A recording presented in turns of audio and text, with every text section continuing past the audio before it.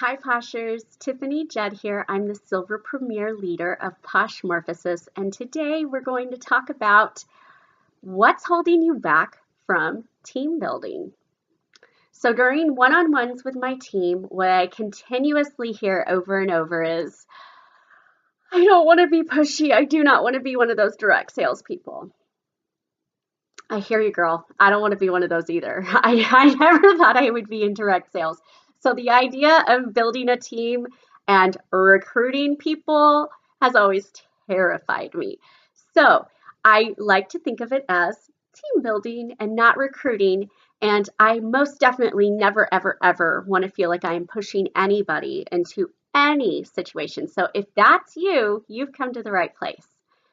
So how can you do that? How can you build your team without feeling like you're pushing or being too salesy or being that that stereotypical direct salesperson? Okay, so we're going to talk about 4 big strategies with this. Okay, the first one is letting them choose. Now, I know that kind of sounds crazy because you're probably thinking, Tiffany, I don't make a choice for anybody. But if you are not offering the opportunity, you are 100% choosing for that person, right? Because you aren't allowing them the opportunity to choose for themselves. Now, that doesn't mean that you should walk up to everybody and say, join my team, or just spill out everything about what it means to join Perfectly Posh and talk about the kit with every single person. There is a way that you can take the complete burden off of yourself and offer them 3 options and then let them decide where to steer the conversation. So what does that look like? Okay, so when you're talking with a new person or following up after somebody loves those samples that you sent, somebody new, somebody that you met at an event, gosh, even if it's somebody that's ordered from you in a while, actually, I guess we'll skip ahead to that. So first, a new person, right? So you know that we have the ordering opportunity where they can place an order. We have the hosting opportunity where they can host a party and help you introduce Perfectly Posh to their friends and family, or they can hop on this crazy pampering pursuit with you and join your fabulous team, right? So I will say to them something like this. Sally, oh my gosh, I knew you would love BFF. That has totally changed my face. So I know that you're interested in the BFF, the fresh creamy milk, and our healer stick. I can help you place an order for that tonight, or we can set up a fun little get together at my place or yours, kick back with some wine, some snacks. I'll pull out all of those products and some more for your friends and family to come over and pamper themselves for. And if they want to order anything, then that can be credit towards those products for you. Or I know that you have had such a great time already talking about Posh with those people around you. There's this third opportunity where you could actually be a part of it. Join my team and I would help you share that experience, the pampering experience with everyone around you. Which one of those would you like to know more about? And that's it. You just wait for them to answer. Because at that point, they're deciding, and if they've not thought about joining, if they didn't realize that was an opportunity, then they can consider that. And they may not be sure right then. They may say, you know, that does kind of sound fun. For now, I think I'll get this order on. Let's go ahead and place the order, but that might be something I'm interested in the future. And bam, then you have somebody in your joining, your sponsoring funnel, right? Because you know you want to have an order new customer funnel, you want to have a hostess funnel, and then you also want to have a sponsoring funnel to have long-term success with this business. So you offering all 3 to the people that you speak to, number 1, allows them the choice to decide what works best for their life, and 2, helps fill those 3 funnels for your business, right? So it's so funny. I feel like a lot of times we get so afraid that we're going to be judged for being a direct sales consultant or feeling spammy that we just clam up and we don't even talk about that being a possibility for them. So I have been very surprised personally since I started offering all three options and then letting them take control and steer the ship. Number one, it's establishing trust and expanding on your relationship with that person, right? Because you're not just throwing information at them, you're not freaking out, or you're not just placing an order for them. You're letting them tell you, and you go back and forth, right? A good conversation. But also, I sometimes think, wow, what if I never had known that joining Posh was an opportunity? How different would my life be right now? So, giving them the choice always. That's one. Second of all, a great way is to start with your own hostesses. Now, if that's online, that looks like giving them some responsibilities during the online event, right? Giving them challenges to do live reviews or posting a selfie with the product and giving a thorough review. Sometimes even just letting them post like they're the consultant, right?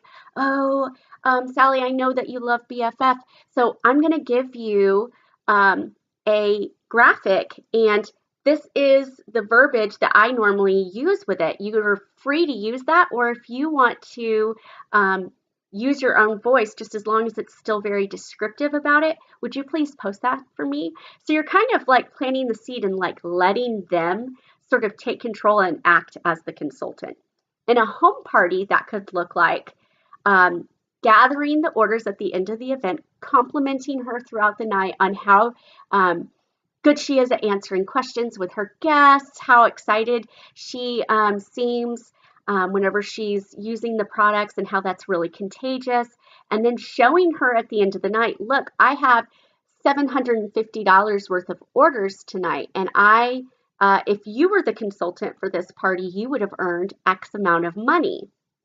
I've already booked a party with this person and this person. Are you sure you don't want to join? And then we could do those parties together, but you would get the personal volume and the commission from it. And then see what they say. Because the worst thing that they can say is, no, I have a lot of fun hosting for you and I'll continue doing that, but I'm super excited and can't wait for Jesse's party, right? It's not pushy at all. It's just, again, it's letting them know that the opportunity is there, right? So give them the choice, talk about it with your hostesses, and then this next one is sort of my favorite, and this is what I personally use more than anything else. It's something that I naturally gravitated towards, and I didn't even really realize what I was doing. But as I have been with Posh these 3 years, I have sort of worked on it and gotten a little bit better with it over time. What if you did not have to hunt for people at all? What if you became the hunted instead of the hunter? So I'm talking about attraction marketing. And yes, you should definitely be building with your funnels, but this is definitely something I suggest to people all the time to be doing alongside, because while you're having these conversations, if you're doing your job with attraction marketing, then you are planting seeds with people without having one-on-one conversations with them. So attraction marketing is not something that's new. It's actually been around in sales for quite some time. And it's simply a way of communicating with people, whether that be in person or I use it primarily on social media, in a way that's really attractive to others, right? So obviously, whenever you are doing it online versus face-to-face, it's really, really important to be super relatable. Of course, you want to do that all the time. But online, you want to be super relatable. You want to make sure that your words are connecting well to your audience. You'll learn certain magnetic words that sort of grab the attention of your audience that's so subtle, though, that it kind of hits them at a subconscious level. Like you're talking about relatable things in life, and there's a little taste of Posh in there, okay? So how can we apply that and start working on that within our businesses? So you want to make sure first that you are aligning your message to your audience authentically. So for instance, doing this within sales is a little different, but it's the same principle if you're doing this for the opportunity. So doing several posts about what Posh has done for you, right? Is this something that's extra play money? Is this something that you guys use to help pay off your debt? Is this something that you do that's something just for you, right? Something that helps connect you and give you something outside of being mom or being a wife, or you know what I mean? You want to talk about what your audience is looking for. So are they looking for that thing that's just for them? Are they looking for extra Christmas money so that they can not put money on their credit cards this year? Are they looking for a way to slowly pay off debt? Are they looking for a fun hobby? Do they just love pampering and just want to share that with the world? Okay, find 2 or 3 of those that resonate with you, that you find resonate with other people well, and start using that within your business. But when you do this, you don't want to lay it on too thick that it's Posh related, okay? You want to make sure that you are being authentic, because people can tell, and you probably can tell when other people do this too, when it goes too far, if it's too thick, if it looks disingenuous, if it looks very surface only and it's not how that person actually feels, you can see right through that, and your audience is going to see that too. So make sure that you are being authentically you and you are staying on your message. Okay? Second of all, you have to believe in the opportunity yourself. And I know that might also sound a little crazy to you, but if you don't believe that this opportunity can change somebody's life, then when you say this opportunity can change somebody's life, it's not going to feel authentic. It's not going to align with your message back in the other section that we just talked about, right? Your confidence shows. So you have to not only believe in the opportunity of Posh and how it can be life-changing, but you also have to believe in your own ability to help mentor somebody and showing them what you've done already. And if you're new and you don't yet feel super confident in, or you yourself don't feel super successful in what you've done with Posh, that's okay. This is not about what you've done. It's about what you believe you're going to do, and also knowing and having the confidence that you have your team behind you. You not only have your upline, you have your whole entire team, you have your whole entire company lineage, you have premier leaders above you that will come alongside you and help mentor these new people yourself. And once you have that confidence, I fully believe that other people will see it too. So if you are struggling with that, grab your premier, grab somebody that you've connected with either in this group or in your team page and really chat about it, and get yourself to that place, okay? And then the last step of attraction marketing is going to be making sure that you are connecting and communicating in a very consistent manner, okay? Your audience, the people that follow you, that want to see you succeed and are along this ride with you, want to see you.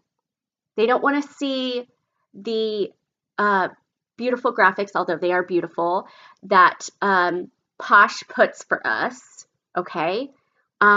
They want to hear what you think, what you use, what you do, right? And they want to see it consistently. So what are some examples of that? Okay, you can show your Posh life. And what does that include? Well, if you go to events, then that would include that, right? If you are pampering yourself, which you absolutely should be doing, then you should show that, right? And it doesn't have to be here, buy my, oh, you can't even see that because of the lighting. Here, buy my hand cream. It could just be, oh, I'm at a stoplight today. Gosh, the smell makes me feel amazing. Same thing with a face mask. When you throw it on, when you do a bubble bath, you want to talk about how it makes you feel, what you enjoy about it, how that's your great escape, right? You don't have to say you can buy it for $20. You don't have to put your website. In fact, I don't recommend it. Talk about the experience, and that gets people curious.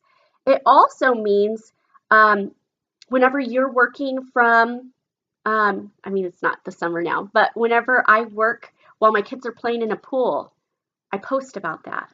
When I'm on vacation and I'm taking a little break from family time to work, if I'm outside in my backyard just enjoying the breeze and having a sip of coffee or a cocktail or whatever, I'm posting about it. When I'm in my spa room and I added these fabulous new chairs, I posted about it, right?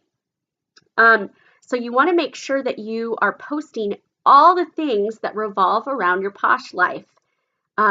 Going to events, how you can literally work from anywhere, your successes, no matter how big or small you perceive them to be, shout them out. You had your best month ever. If it was $500, fabulous. That's amazing. If it was $1,000, that's amazing. You don't necessarily have to say the number. You can say, I had my best month ever. I am loving sharing pampering with those around me, right? Or shouting out a team member that you have, or a sister within Posh that isn't necessarily on your team, but has her own success. Shout her out. That support is huge, and other people seeing that is a big deal. There are so many places in our life that are women tearing each other apart and mom shaming and tearing each other down and cyberbullying, and gosh, it's a miserable, sad place if you let it be. People want to be built up. People want to be encouraged.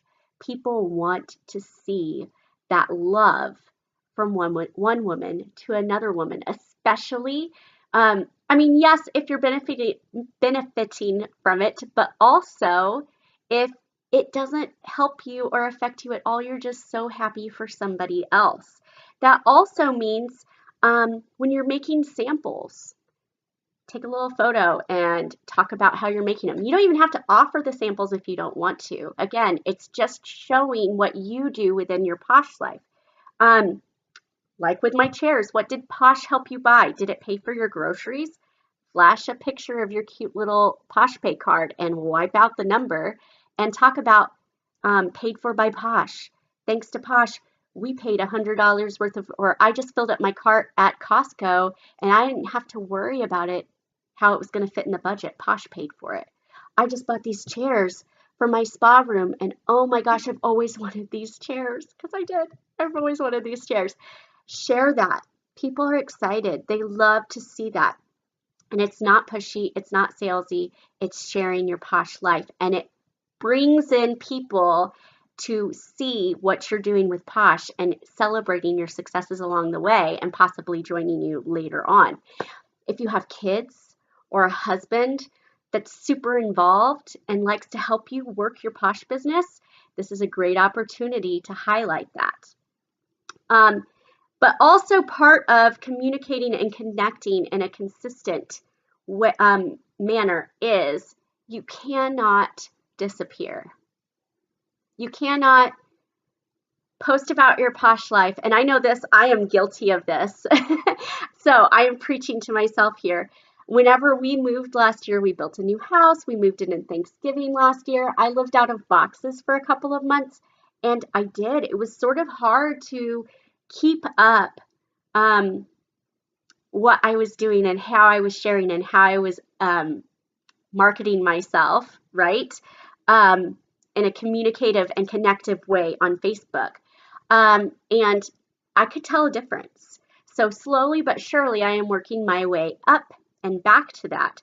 But if you are also guilty of that, then find ways to make sure that you are at least posting something about your Posh business that's attractive marketing, that's not salesy, that's just Posh life inspired once a week, even once every 2 weeks. Okay, just try to do something and write it on your planner, write little notes. If you get a little idea, go ahead and make a post and schedule it. You know, if you just made one today, but you're feeling really inspired, schedule it for 5 days from now, right? Make sure that you're finding a way to keep yourself accountable to be consistent, okay? Another great way to attract people to you is to be a teacher. So, creating how-tos, whether that's in your VIP group or in your news feed, versus just sharing the opportunity. Like, for instance, how to have a well-rounded skincare routine. Maybe one day you post something about how you should pat your skin dry instead of rubbing it. That's something I didn't realize before Posh, right? Same thing about how you push things into your skin instead of rub, right? All of these little tidbits that we've learned since becoming consultants with Posh, do those not only in your VIP group, but possibly occasionally in your own news feed. This establishes you as a professional and as a leader, and people want to follow people who know what they're doing. And so when they see that you're not just selling Posh to sell Posh, that you use it, that you're knowledgeable, that you can show them how to do this, they will want to follow you. And so these become people that come to you and ask you about the opportunity down the road. So, very last tip. This went longer than I anticipated, so I apologize. Hopefully you're still with me. You want to be authentic and be positive and optimistic. Now, that doesn't mean you have to like vomit sunshine and rainbows, okay? Not everything is amazing and magical, and if you start to say everything is amazing and magical, then nothing is amazing and magical, right? But what it does mean is you want to be a place of encouragement. You want to be a place of inspiration and positivity. You can have bad days. You can have things that don't go right in your life and talk about that, but you want to end it on a positive way about how we can grow from this and we can be better. So you're never going to want to air out your dirty laundry, right? On social media. Do people come and see the drama? Yes, they do. People want to see the drama. They want to, you know, like we all have like the llama drama, right? That like feeds on the drama. The llama must be fed. But those people do not join you in your endeavor. They come to read about your drama. They don't come to be involved in your drama. So if you want to attract people and pull people towards you, you want to have relatable struggles, but positive mindset of how you can overcome it. Okay? Go live as much as possible and show you and your personality. And that's something that comes with time as well. So, to avoid being pushy, whenever you are building your team, take the pushiness out of it. You want to offer the opportunity to them, let them choose and direct where you go with the conversation. You want to talk openly with your hostesses and let them know that while you love them being a hostess, there's the opportunity on the side. Ask open-ended questions whenever you are chatting and talking and building those relationships with people. See what they are looking for, because it's not about you, it's about them. And you want to have a side idea where you are attracting people to you. I hope that these help. I am super, super excited for watching all of you grow and build your teams this month and in the future months. Thanks.